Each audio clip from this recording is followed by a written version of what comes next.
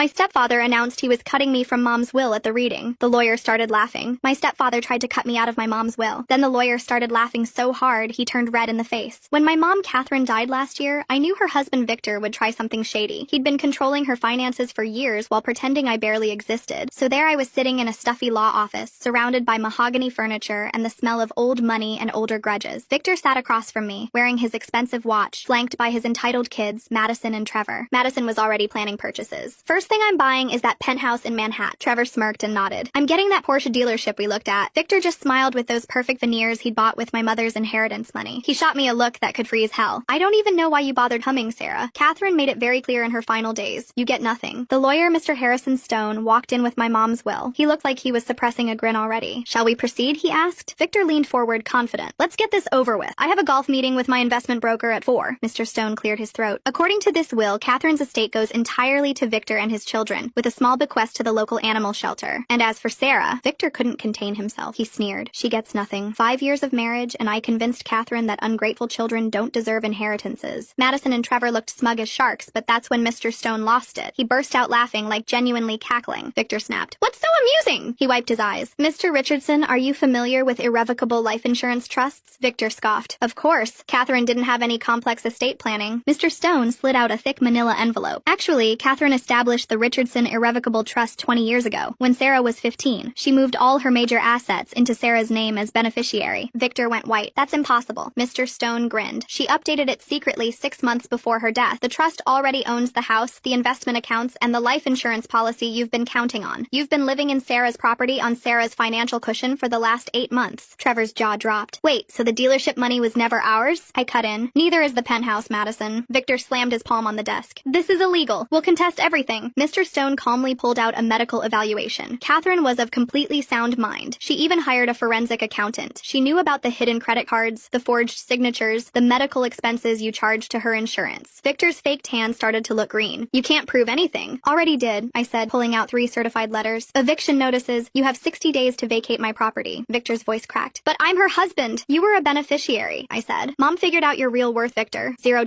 Mr. Stone placed a single penny on the table. Catherine's final bequest, 1 cent each for Victor, Madison, and Trevor. Trevor looked like he might faint. Madison's fake eyelashes fluttered like dying moths. Then Mr. Stone handed me Mom's final